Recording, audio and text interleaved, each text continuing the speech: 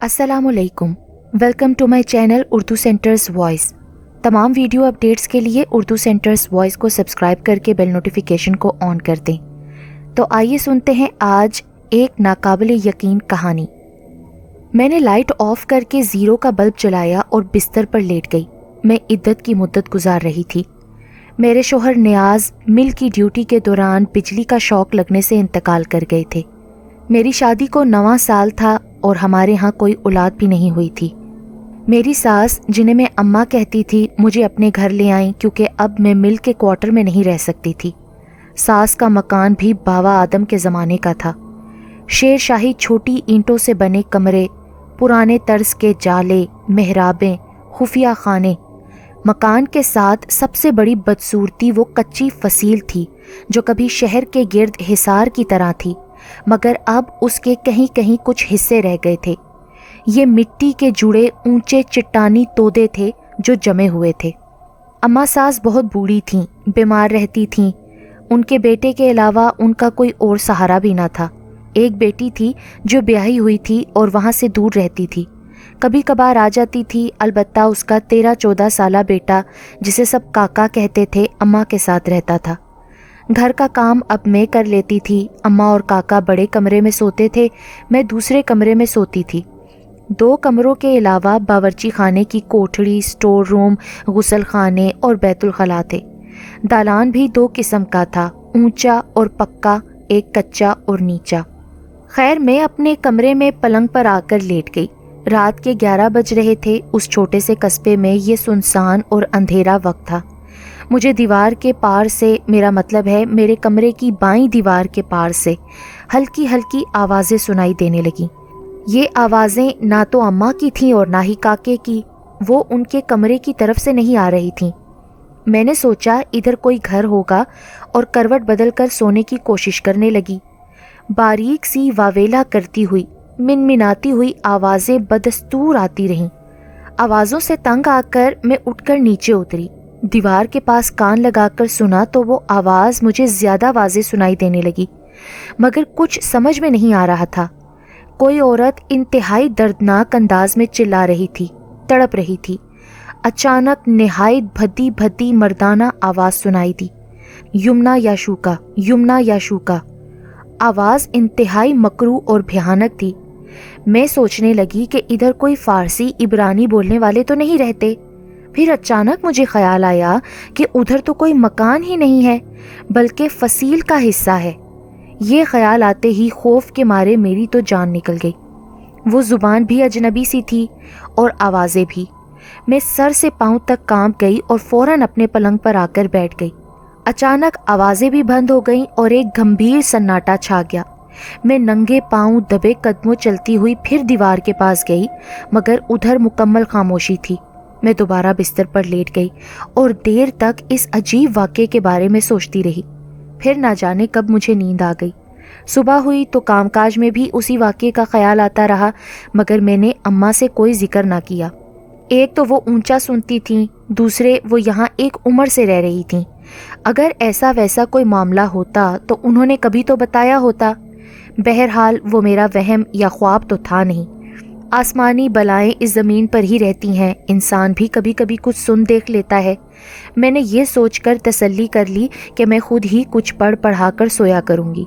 मेरी उम्र अब 34 साल थी। अब मैं ऐसी भी बच्ची ना थी कि डर को सर पर सवाल कर लेती। अगली रात मैं पलंग पर लेटी आवाज़ों का इंतज़ार करती रही, मगर कुछ सुनाई ना दिया। तो फिर मैं सो गई। नवंबर का महीना था, अच्छी खासी सर्दी थी। रात के 1 बजे के करीब प्यास की वजह से मेरी आंख खुल गई। मुझे शुरू से ही रात को पानी पीने की आदत है, तो मैंने मेज़ पर रखे जग से गिलास में पानी उंडेला कि अचानक एकदम मुझे दीवार की दूसरी तरफ से फिर किसी के रोने की दर्दनाक आवाज़ सुनाई दी। ऐसा लगता था जैसे कोई औरत गिरियाजारी कर रही हो। खौफ से तो मेरे हाथ से पानी ही छलक गया। जब मैंने गौर से सुना तो वाकई कोई औरत रो रही थी। मैं हिम्मत करके उठी कि दीवार के करीब जाऊं, मगर खौफजदा होकर बैठ गई। मैंने आयतल कुर्सी पढ़कर अपने गिर्द फूंकी और उसके बाद होले से कहा, कौन कौन हो तुम? कोई जवाब ना आया तो मैं नंगे पांव बाएं दीवार के करीब गई। दीवार को हाथ लगा लगा कर टटोल कर देखती रही, وہ خاصی موٹی دیوار تھی جس کے پار کی آواز بھی سنائی نہیں دے سکتی تھی۔ میں نے دیوار کے ساتھ کان لگا دیا، مگر وہ دیوار میں نہیں بلکہ دیوار کے پار رو رہی تھی۔ اس سے کیا فرق پڑتا تھا، پار بھی تو فصیل ہی کی دیوار تھی۔ میں نے دیوار سے منہ لگا کر پوچھا، تم کون ہو، کیوں رو رہی ہو؟ تو ایک دم خاموشی چھا گئی۔ میرا دل تو زور سے دھڑکا۔ وہ جو کوئی بھی تھی اس نے میری آواز سن لی تھی اور میری موجودگی سے باخبر ہو گئی تھی۔ اگر ابھی یہاں سے دھم سے کوئی روح آ کھڑی ہوئی تو مجھے اپنی ہمدردی کا مزہ آ جائے گا۔ اس خیال کے آتے ہی میں نے لپک کر کمرے کے دروازے کی کنڈی کو ہاتھ لگا کر دیکھا۔ کھڑکیوں کی چٹخنیاں چیک کی، سب بند تھیں۔ دروازے بند ہوتے یا کھلے، ماورائی مخلوق کو اس سے کیا بھلا فرق پڑتا تھا؟ اس وقت تو میرے دماغ میں یہ بات ہی نہ آئی۔ خیر میں واپس پلنگ پر آ بیٹھی۔ دھیرے دھیرے سسکیوں کی آوازیں پھر ابھرنے لگیں، جیسے ہم غل مچاتی چڑیوں کو اڑائیں تو تھوڑی دیر مکمل سکوت رہتا ہے، پھر آہستہ آہستہ شور ہو جاتا ہے۔ سسکیاں جاری تھیں کہ اچانک شڑاپ شڑاپ کی آوازیں گونجیں، جیسے کوئی کوڑے مار رہا ہو۔ میں نے ڈر کر ٹانگیں پلنگ پر سمیٹ لیں اور سر تک چادر لپیٹ لی۔ شڑاپ، چیخیں، وویلا، پھر شڑاپ۔ میں نے کان بند کر لیے۔ ذرا دیر بعد کانوں سے انگلیاں نکال کر سنا تو جیسے کئی بھیڑوں کو گھڑے سے نکال دیا جائے اور وہ زوں زوں کرنے لگیں۔ پھر یہ زوں زوں لمحہ بلمحہ اونچی ہوتی گئی۔ پھر ایک بلی کی مکرو سی کراہنے کی آواز آئی، جیسے بلی زخمی ہو۔ خون خوار جنگلی بلے کی غراہٹ اور پھر ہولناک سناٹا۔ اس سناٹے کے بعد رات بھر کوئی آواز نہ آئی، لیکن مجھے فجر کی اذانوں تک نیند نہ آئی۔ صبح ہوئی تو فجر کی نماز میں نے باہر صحن میں پڑھی۔ نماز کے بعد وظیفہ کرتے ہوئے میں مکان ہی کو دیکھتی رہی۔ اماں اندر نماز پڑھ رہی تھیں۔ وظیفہ مکمل کر کے میں بانس کی سیڑھی پر چڑھ کر چھت پر گئی۔ کمروں کے پیچھے اماں کے کمرے کے آدھے حصے تک پیچھے والے پڑوسیوں کا مکان لگتا تھا اور میرے کمرے کے آدھے پچھلے حصے تک اور پورے بائیں دیوار کے ساتھ فصیل کی ٹیڑھی موٹی چٹان نما دیوار تھی۔ غالباً فصیل کے اندر راستے بھی ہوں گے، کیونکہ اس میں حملہ آوروں کو دیکھنے اور نشانہ لگانے کے لیے گول سوراخ تھے۔ یہ اوپر سے اتنی چوڑی تھی کہ اس پر 2 چارپائیاں ساتھ ساتھ بچھائی جا سکتی تھیں، اور اتنی اونچی تھی کہ ہمارے کمروں کی چھتوں پر کھڑے ہو کر سر اٹھا کر دیکھو تو 30 فٹ اوپر تھی۔ اس وقت صبح کاذب تھی۔ میں نے اوپر کو دیکھا۔ فصیل کے اوپر کالا سا موٹا بلا بیٹھا تھا جو مجھے گھور رہا تھا۔ میں تو ڈر کے نیچے اتر آئی۔ میں نے ناشتہ بناتے ہوئے اماں سے کہا کہ اماں یہ فصیل گرائی کیوں نہیں گئی تھی؟ یہ علاقہ تنگ ہو رہا ہے۔ تو اماں کہنے لگی، ارے یہ گرے کیسے، گرتی ہی نہیں، پکی پتھر ہے پتھر، دیکھنے میں کچھ مٹی لگتی ہے۔ کلہاڑے کسیاں ٹوٹ گئیں اس کے اوپر، اور تو اور ٹریکٹروں کے بلیڈ ٹوٹ گئے، مگر یہ فصیل نہ ٹوٹی۔ پھر کاکے نے چائے پیتے ہوئے کہا، آپ کو پتہ ہے مامی، لوگ کہتے ہیں اس میں بادشاہ اور غدار شہزادی کی قبریں ہیں۔ ارے کون سا بادشاہ؟ اس علاقے میں کون سا بادشاہ رہا ہے؟ لوگ تو جاہل ہیں، میں نے کہا، اگرچہ میں خود اس بات سے سوچ میں پڑ گئی تھی۔ ارے مامی، پرانے لوگ تو نوابوں کو بھی بادشاہ کہہ دیتے ہیں۔ بہرحال یہ تو ہمارے مکانوں کے لیے خطرہ ہے، چور اوپر سے کودیں یا رسہ لٹکا کر ہماری چھتوں پر آ جائیں تو پھر؟ پر مامی کودنا آسان نہیں ہے، اوپر نوکیلے پتھر ہیں، چڑھنا بھی آسان نہیں ہے۔ بہرحال کوشش کریں تو چڑھ بھی سکتے ہیں، کاکے نے اٹھتے ہوئے بولا اور اپنا بستہ اٹھا کر اسکول چلا گیا۔ اماں دوپہر کے لیے پالک بنانے لگیں۔ میں کاکے کے سامنے ڈر یا خوف کی بات نہیں کرنا چاہتی تھی۔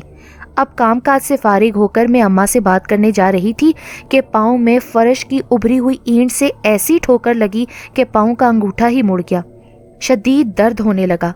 اماں نے اٹھ کر انگوٹھا سیدھا کیا، پھر انگوٹھے کو کس کر پٹی باندھی۔ اس ساری مصیبت اور تکلیف میں تو میں بات کرنا ہی بھول گئی۔ میں نے سوچا رات کو بات کر لوں گی اماں سے۔ رات کو ایک اور مصیبت ہو گئی۔ اماں کے لیے دودھ رکھا تھا کچن میں، کیونکہ وہ رات کو دودھ پینے کی عادی تھیں، مگر شاید کسی بلی نے گرا دیا۔ اماں مجھ سے جھگڑنے لگی۔ میں نے لاکھ کہا، اماں بلی نے گرایا ہے، اس میں میرا کیا قصور ہے؟ پر اماں کہنے لگیں کہ آج تک کبھی کمرے میں تو کیا، صحن میں بھی بلی نہیں دیکھی، بلکہ میں تو اکثر گوشت بھی کھلا ہی چھوڑ دیتی ہوں۔ آج کہاں سے بلی کمبخت آ گئی، اور وہ بھی کچن کے اندر رکھی پتیلی پر؟ تم نے جان بوجھ کر پتیلی الٹا دی ہوگی۔ پر اماں میں ایسا کیوں کروں گی؟ بلی نہیں تو چوہا ہوگا۔ خیر بے نتیجہ لڑائی ہوتی رہی ہم دونوں کے درمیان، اور پھر ہم اپنی اپنی جگہ ناراض ہو گئے اور اپنے کمروں میں آ کر لیٹ گئے۔ پہلے تو ذہن اسی جھگڑے میں الجھا رہا، پھر جیسے میری چھٹی حس بیدار ہو گئی، آخر دودھ خود بخود کیسے گر گیا، اور اسی وقت کیوں گرا جب میں اماں سے بات کرنے جا رہی تھی۔ صبح کے وقت بھی جب میں اماں سے بات کرنے جا رہی تھی تو میرے پاؤں میں چوٹ لگ گئی۔ مجھے تو ایسے لگتا ہے کہ یہ مصیبتیں تب سے آنا شروع ہوئی ہیں جب میں نے اوپر جا کر جھانکا تھا اور وہ کالا بلا دیکھا تھا۔ خیر اب تو میری یہ حالت ہو گئی تھی کہ رات کے وقت سوکھے پتے کے کھڑکنے سے بھی میرا دل لرز جاتا تھا۔ جانے کتنی صورتیں پر ڈالیں، آخر نیند تھی کہ آ ہی نہیں رہی۔ رات کو کسی نہ کسی پہر میری پیاس سے آنکھ کھل گئی۔ میں پانی پی کر لیٹی ہی تھی کہ بلی کی گراہٹ سنائی دی۔ میں تو کانپ گئی، خود کو بار بار تسلی دی کہ بلی ہوگی، مگر تسلی کیسے ہوتی؟ گراہٹ تو بائیں دیوار کے اندر سے آ رہی تھی۔ میں نے تو سر سے پاؤں تک کھیس لپیٹ لیا۔ کپڑا لپیٹنے سے آواز تھوڑی بند ہو جاتی ہے۔ اتنی منحوس اور ڈراؤنی آوازیں تھیں جیسے کنویں کے اندر سے آ رہی ہوں، اور پھر وہی باریک آواز میں رونا بین کرنا شروع ہو گیا۔ کبھی تو میں خوف سے بے حال ہو جاتی اور کبھی حواس قابو میں کر کے قرآن پاک کی صورتیں تلاوت کر کے غور کرنے لگتی کہ یہ چکر کیا ہے۔ یمنا یشوکا اس نوحے کے پس منظر سے ڈانٹتی ہوئی مکرو آواز آئی، پھر بلا بری طرح غرایا جیسے مد مقابل کو چیر پھاڑ ڈالے گا، پھر جیسے فریاد اور رحم مانگنے کی آوازیں، وقفے وقفے کے بعد شڑاپ شڑاپ کوڑے برسانے کی آوازیں، جیسے بلند عمارت میں آواز گونجتی ہے، پھر دھڑ دھڑ دھڑ ایک بگدڑ سی سنائی دی۔ مٹی کے برتن، سلور کے برتن ٹوٹتے ٹکراتے چلے گئے، چھن چھن چھن چھن جیسے پائل والی ہرنی بھاگ رہی ہو، پکار رہی ہو۔ میری قوت برداشت جب جواب دے گئی تو میں بوکھلا کر اٹھی اور منہ سے زور سے نکل گیا، یا اللہ۔ میری آواز کیا نکلی، ایک دم سناٹا چھا گیا، ایسا سناٹا جس کی وحشت سے انسان خود ہی پاگل ہو جائے۔ گویا ہر آواز ساکت ہو کر آنکھ بن گئی ہے اور ہر آنکھ مجھے گھور رہی ہے۔ میرے وجود پر اس قدر بھاری بوجھ پڑ گیا کہ میں ہل تک نہیں سکتی تھی، چارپائی سے پاؤں نہیں اتار سکتی تھی، منہ سے آواز نہیں نکال سکتی تھی۔ میں سر سے پاؤں تک ٹھنڈے پسینے سے شرابور ہو گئی۔ جانے کیسے مجھے سورہ اخلاص دماغ میں یاد آئی تو میں دماغ میں ہی اسے دہرانے لگی، پھر جیسے دھیرے دھیرے میرے دماغ کی رگیں کھلیں تو ہوش ٹھکانے آئے۔ میں پڑھتے ہوئے اٹھی، جسم میں حرکت پیدا ہوئی، میں نے لپک کر دروازہ کھولا۔ رات کو صحن میں ٹمٹماتے بلب کی روشنی پھیلی رہتی تھی، مگر دروازہ کھولتے ہی گھپ اندھیرے نے آج میرا استقبال کیا۔ پھر بھی میں واپس کمرے میں نہیں پلٹی۔ اماں اماں زور زور سے پکارتی ہوئی اماں کے کمرے کے دروازے پر جا گری۔ اماں کہاں سننے والی تھیں، وہ تو سنتی ہی اونچا تھیں۔ میں دروازہ جھنجھوڑ رہی تھی کہ کاکے نے ہی میری آواز سنی تو جلدی سے دروازہ کھولا۔ میں اسے دھکیلتی ہوئی اندر داخل ہوئی۔ کیا ہوا مامی، باہر بجلی کیوں بند ہے؟ میں دیکھتا ہوں ابھی۔ وہ باہر نکلنے لگا تو میں نے اسے اندر کھینچ کر کنڈی چڑھا دی۔ اماں بھی جاگ گئی تھیں۔ کیا ہے، کون آ گیا ہے؟ وہ ہڑبڑا کر پلنگ سے اتری۔ میں سانسیں درست کرتے ہوئے کہنے لگی، اماں وہ ادھر بھوت پریت ہے، مت ماری گئی ہے تمہاری، کوئی چور چکا ہوگا، تمہیں بھوت پریت نظر آ رہے ہیں۔ اماں پاؤں میں چپل ڈال کر اٹھ کھڑی ہوئی۔ اماں میری بات تو سن لو، مت جاؤ باہر۔ میرے چہرے پر خوف کے جو سائے تھے انہوں نے اماں کو رکنے پر مجبور کر دیا۔ اماں، جو میرا کمرہ ہے نا جس میں میں سوتی ہوں، اس میں کوئی بھاری اثر ہے۔ میں پھر کچھ بات اماں کو بتا پائی اور کچھ نہ بتا پائی۔ اماں نے سن کر کہا، بیٹیا میری تو عمر گزر گئی ہے اس گھر میں، کبھی کچھ نہ دیکھا نہ سنا، شروع سے ہی کمرے میں ہی رہی ہوں۔ وہ سٹور تھا اناج کا جہاں تو رہتی تھی، ہاں، اور جب تیرے شوہر کی شادی میں تم سے کرنے لگی تو تم دونوں کے لیے میں نے اسے صاف کیا تھا۔ وہم ہوگا تمہارا۔ اچھا اب رات بھر کمرہ کھلا چھوڑ کر سو جاؤ۔ اماں نے ڈنڈا اٹھایا اور کاکے کو ساتھ لیا۔ صحن میں اندھیرا دیکھ کر اماں نے کہا، بلب کس نے بند کیا؟ میں نے تو نہیں کیا اماں۔ میں نے بھی نہیں کیا بیبے، کاکا بے اختیار بولا۔ اب تو مجھے پکا یقین ہو گیا ہے کہ ضرور کوئی بندہ آیا ہے، اماں نے وسوخ سے کہا۔ اماں کو کون سمجھاتا کہ باہر سے تو کوئی کھٹکا ہوا کا بھی نہیں تھا۔ خیر اماں آگے، کاکا پیچھے اور میں ان سب سے پیچھے۔ ہم سارے گھر کا چکر لگا کر دوسرے کمرے میں پہنچے۔ اماں نے میرے پلنگ کے نیچے جھانکا، ادھر ادھر دیکھا، پھر دیوار سے کان لگایا۔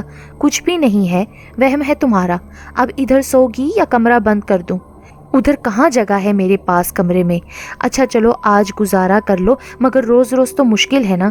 وہ کمرے کو باہر سے بند کر کے تالا لگاتے ہوئے کچھ سوچ کر بولی، ہائے ہائے، مجھے تو خیال ہی نہ آیا اوپر کوٹھے پر نہ چھپ کر بیٹھا ہو کوئی۔ کاکا تو سیڑھی پر چڑھ اور جھانک، ایسے ایسوں سے تو نمٹ لینے کو میں ہی کافی ہوں، جاٹ کی بیٹی ہوں۔ اماں کا فرمانے شاہی سن کر کاکا مجھے ڈری ڈری نظروں سے دیکھنے لگا، مگر میں یہ ہمت نہیں کر سکتی تھی۔ ہمیں پریشان دیکھ کر اماں ایک دم بولی، آئے ہائے، ان ٹانگوں میں دم ہوتا تو ابھی چڑھ جاتی، جیسے مقابلہ کرنے کا دم تو بہت تھا، مگر بانس کی سیڑھی ہے، کیسے چڑھوں؟ اماں اوپر کوئی نہیں ہے، اللہ کے لیے بس کرو، دفع کرو، یہاں کیا مال رکھا ہے کوئی چوری کرنے کے لیے آئے گا، اندر چلو۔ میں نے اماں کو سمجھانے کی کوشش کی، ایسے کیسے چھوڑ کر اندر سو جاؤں؟ پھر تو مجھے نیند ہی نہیں آئے گی، شک دور نہیں ہوگا جب تک۔ اچھا تم پکڑو اسے، میں خود ہی چڑھتی ہوں، چاندنی رات ہے، کوئی ہوگا تو 4 زینے چڑھ کر ہی دکھ جائے گا۔ اماں نے اپنے بھاری بھرکم وجود کا پہلا قدم ہی رکھا تھا کہ سیڑھی لرز گئی۔ کاکا بول اٹھا، مامی تم ہی چڑھ جاؤ، اماں گر جائے گی۔ میں نے جھنجھلا کر غصے میں بانس کی سیڑھی پر پہلا، دوسرا، تیسرا، چوتھا اور 5واں قدم رکھ کر چھت پر نظر دوڑائی۔ یوں تو خوف سے میرا رواں رواں کانپ رہا تھا، مگر میں تو غصے میں چڑھ گئی۔ کھلی چھت پر تو چاندنی تھی، مگر فصیل کے سائے میں اندھیرا تھا۔ میں فصیل کی طرف آنکھ اٹھا کر بھی نہیں دیکھنا چاہتی تھی، مگر ادھر ہی نگاہ کھینچی چلی گئی۔ فصیل کی بلندی پر چاند کی روشنی ہونا چاہیے تھی، مگر وہاں اندھیرا تھا۔ اس کے باوجود دیو ہے کل کالا بلّا، جس کی توے جتنی بڑی بڑی لال آنکھیں تھیں، مجھے گھور رہا تھا۔ وہ اتنا لمبا، چوڑا اور بڑا تھا کہ فصیل کے اوپر نمایاں مجھے نظر آ رہا تھا۔ میں نے چیخ ماری، میرا توازن بگڑا اور دھڑام سے نیچے جا گری۔ کاکے نے میری چیخ سن کر چلانا شروع کر دیا۔ پھر مجھے ہوش نہ رہا۔ اماں اور کاکا تو مجھے کھینچ کھینچ کر رہ گئی۔ شور شرابہ سن کر ساتھ والی مسجد سے مولوی صاحب نے دروازہ کھٹکھٹا کر پوچھا، بہن کیا بات ہے، خیر تو ہے؟ کاکے نے انہیں اندر بلا لیا۔ انہوں نے میرے اوپر چادر ڈال کر مجھے اٹھوایا اور اندر پہنچایا۔ اماں نے میری روداد سنائی تو مولوی صاحب نے مجھ پر دم کیا۔ پانی پڑھ کر قطرہ قطرہ کر کے میرے منہ میں ڈالا گیا۔ یہ سب باتیں مجھے بعد میں معلوم ہوئی، جب مجھے ہوش آیا تو مجھے اماں اور کاکے نے بتایا۔ خیر کوئی 1 گھنٹے کے بعد جب میں ہوش میں آئی تو ہوش میں آ کر بھی میں حواس میں نہ تھی۔ مجھے اتنا ڈر لگ رہا تھا کہ جی چاہتا تھا چھوٹے بچے کی طرح اماں کی گود میں چھپ جاؤں۔ کچھ وقت گزرا تو مجھے اپنے کمر کی ہڈی میں درد کا احساس ہوا، پھر تو یہ درد بڑھتا ہی چلا گیا۔ صبح ہوتے ہی مجھے کسی نہ کسی ڈاکٹر کے پاس اٹھا لے گئے۔ ایکس رے ہوا تو پتہ چلا کہ ریڑھ کی ہڈی میں چوٹ لگی ہے، کئی ماہ تک بستر پر رہنا ہوگا۔ میں بھی اب اس گھر میں اور اس کمرے میں کسی قیمت پر لوٹ کر نہیں جانا چاہتی تھی۔ اماں نے بار بار پوچھا، تو نے کیا دیکھا؟ میں بتانے لگتی تو یوں لگتا جیسے سر پر بھاری بوجھ آ بیٹھا ہو۔ کانوں میں وہی منحوس سسکیاں گونجنے لگتی۔ میں تو ہکلا کر رہ جاتی اور اپنی بات نہ بتا پاتی۔ میرے ماں باپ تو حیات تھے نہیں، سوتیلی ماں تھی جو مجھے رکھنا نہیں چاہتی تھی۔ بڑے بھائی نے ساتھ دیا، مجھے ہسپتال میں دیکھنے آتے رہے اور وہی مجھے اپنے گھر بھی لے گئے ڈسچارج ہونے کے بعد۔ بھابھی ہماری ماموزاد ہی تھی، میرے بچپن کی سہیلی تھی، سو اس لیے اس نے میرا خیال رکھا۔ میں 4 ماہ بعد بیٹھنے اور صحیح طریقے سے چلنے پھرنے کے قابل ہوئی۔ میں نے بھابھی کو پھر سب کچھ بتا دیا جو اس دن میرے ساتھ ہوا تھا۔ اسے بھی میری بات کا یقین نہ آتا تھا۔ وہ بھی پرانی فصیل کے اسی باقی ماندہ تودے کو کئی بار دیکھ چکی تھی، اور وہ اماں سے بھی زیادہ جی دار اور بہادر عورت تھی۔ کہنے لگی کسی رات کو ہم دونوں فصیل پر جا کر دیکھیں گے، بلکہ اور بھی کئی عورتوں کو ساتھ لے لیں گے۔ بھابھی تمہارا دماغ خراب ہو گیا ہے، میں تو نہ جاؤں کبھی۔ خیر میری اماں ساس بھی مجھے دیکھنے آتی رہیں۔ بھابھی نے پوچھا، اماں اس کمرے میں کبھی تم رات کو سوئی ہو؟ تو اماں نے کہا کہ نہیں، میں وہاں تو کبھی نہیں سوئی۔ ہاں تو اماں تمہاری بھی تو بہادری کے کافی قصے مشہور ہیں نا، یہ بھی تمہاری ہی ضد تھی جس نے تمہاری بیچاری بہو کو اس حال تک پہنچایا ہے۔ اماں تلملا کر بولی، اول تو مجھے کسی دوسری جگہ پر نیند نہیں آتی، وہ تو میں سو کر دیکھ لوں گی، مگر میں تو اونچا سنتی ہوں، مجھے آوازیں کہاں کان میں پڑیں گی۔ سننے میں آیا تھا کہ دیواروں کے کان ہوتے ہیں، ہماری بہو نے تو دیواروں کو زبان دے دی۔ اماں خیر یہ کہہ کر ہنسنے لگیں۔ اماں کی یہ بات سن کر میں طیش میں آ گئی۔ میں نے بھابھی کو کہا کہ میں آپ کو وہاں لے کر جاؤں گی تاکہ میری بات کا کوئی تو گواہ ہو، ورنہ میری ساس تو مجھے مخبوط الحواس قرار دے دیں گی۔ مگر بھابھی اپنا گھر بار بال بچے چھوڑ کر میرے ساتھ کیسے رہ سکتی تھیں؟ میں نے جب بھابھی سے یہ بات کی تو وہ میری جرأت بھری تبدیلی پر حیران رہ گئی۔ بچوں کو تو خیر نہیں لے جاؤں گی، البتہ یوں ہو سکتا ہے کہ امی جان کل پرسوں تک آنے والی ہیں، پھر موقع نکل آئے گا۔ بھائی کے گھر میں رہتے ہوئے میری عدت کی مدت ختم ہو چکی تھی، آنے جانے پر اب کوئی پابندی نہ تھی، طبیعت بھی ٹھیک ہو چکی تھی۔ بھابھی اور میں ایک شام بھائی سے اجازت لے کر چل پڑے۔ بھائی کو اندر کی بات معلوم نہ تھی، بچے اپنی نانی جان کے پاس خوش رہتے تھے۔ میری ساس میرے آنے پر بہت خوش ہو گئی، اپنے بیٹے کو یاد کر کے رونے لگیں۔ وہ نہیں چاہتی تھیں کہ میں اس گھر سے واپس جاؤں یا کہیں اور میرا نکاح ہو۔ میں بھابھی کو لے کر اندر اپنے کمرے میں آ گئی۔ سب کچھ ویسے کا ویسا ہی تھا۔ میں اور بھابھی باتیں کرتے رہے۔ بھابھی بار بار اٹھ کر بائیں دیوار کو ٹھوک بجا کر دیکھ رہی تھیں، پھر بولی، اس میں خزانہ پوشیدہ ہو سکتا ہے، اس دیوار کو اندر سے کھود کر حاصل کیا جا سکتا ہے۔ دیوار کے ساتھ فصیل ہے جس کے نہ ٹوٹنے کی کہانیاں تو تم سن چکی ہو نا۔ رات کا کھانا ہم سب نے مل کر کھایا۔ اس کے بعد ہم سونے کے لیے میں اور بھابھی کمرے میں آ گئے۔ کاکا کہنے لگا، مامی دھیان کرنا پھر نہ کچھ ہو جائے۔ میری بھابھی سینے پر ہاتھ مار کر بولی، تو فکر ہی نہ کر، یہ تیری آنٹی بڑی جگر والی ہے۔ ہم دونوں رات کو کافی ادھر ادھر کی باتیں کرتے رہے، زیادہ تر میں اپنے شوہر مرحوم کی باتیں کرتی رہی۔ رات کے 12 بج رہے تھے۔ بھابھی نے کہا کہ مجھے بیت الخلاء تک جانا ہے۔ ہم دونوں اکٹھے صحن میں نکلے۔ مارچ کا اختتام تھا، موسم سرما ختم ہو رہا تھا، بیت الخلاء کافی الگ تھلگ بنا ہوا تھا۔ بھابھی نے مجھ سے کہا، تم یہیں کمروں کے پاس رہو، میں تمہاری طرح ڈرنے والی نہیں ہوں۔ میں صحن میں رکھی ٹھنڈی چارپائی پر بیٹھ گئی۔ اچانک مجھے خوف سا محسوس ہونے لگا۔ میں خواہ خواہ ادھر ادھر دیکھنے لگی۔ یوں لگنے لگا جیسے بانس کی سیڑھی کے آخری سرے پر چھت پر کوئی کھڑا ہے۔ یہ احساس ہوتے ہی میرے پر ایک عجیب سی کیفیت طاری ہو گئی۔ میں ادھر دیکھنا نہیں چاہتی تھی مگر دیکھنے پر مجبور تھی۔ ہمت کر کے اور بھابھی کی موجودگی کی ڈھارس پا کر سر اٹھا کر اوپر دیکھا۔ وہاں کوئی نہ تھا، البتہ ایک موٹا کالا سا رسہ لٹک رہا تھا، ہولے ہولے ہل بھی رہا تھا۔ کیا وہ اسی کالے بلے کی دم تھی؟ یہ خیال آتے ہی میں ڈر سے کانپ گئی اور بھاگ کر اپنے کمرے میں گھس گئی۔ کمرے میں دھول اڑ رہی تھی جیسے گرد اور دھوئیں سے اٹا ہوا ہو۔ میں اس گرد و غبار کا سبب سوچ رہی تھی کہ اچانک دیوار پار کی آوازیں جی اٹھیں۔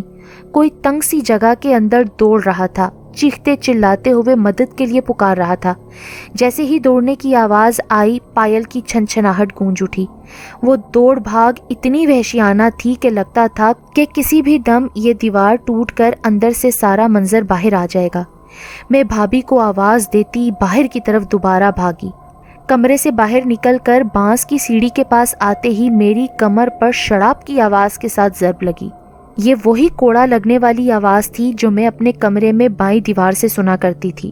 میں بے ہنگم چیخ کے ساتھ منہ کے بل گر گئی۔ بھابھی بھاگتی دوڑتی نکلی اور میرے پاس پہنچی۔ ادھر کاکے اور اماں نے دروازہ کھول دیا۔ مجھے سیدھا کیا گیا تو میری آنکھیں پھٹی کی پھٹی تھیں اور زبان دانتوں کے نیچے آنے کے سبب زبان سے خون رس رہا تھا۔ وہ مجھے دیکھ کر سمجھے کہ میں مر چکی ہوں۔ چارپائی پر اٹھا کر لٹایا، دیکھا تو سانس چل رہی تھی۔ میں 3 دن تک شدید بخار اور بے ہوشی کے عالم میں رہی اور وہ 3 دن میں بھابھی کے گھر تھی، مگر مجھے نہیں معلوم کہ میں بھابھی کے گھر کب اور کیسے لائی گئی۔ انہوں نے میری پیٹھ پر لمبا سا نیل دیکھ لیا تھا، لہٰذا مان گئے تھے کہ مجھے کوئی وہم نہ تھا۔ وہ واقعی کوڑے کا نشان تھا اور وہ نشان تو آج کتنے سال گزرنے کے بعد بھی میری پیٹھ پر موجود ہے۔ میں بڑے بھائی کے گھر رہتی ہوں اور بچوں کو قرآن پاک پڑھاتی ہوں۔ اس واقعے کے بعد اماں اور کاکا بھی بہت ڈر گئے۔ اماں کو ان کی بیٹی اپنے گھر لے گئی تھیں، لہٰذا مکان اماں نے فروخت کر دیا تھا۔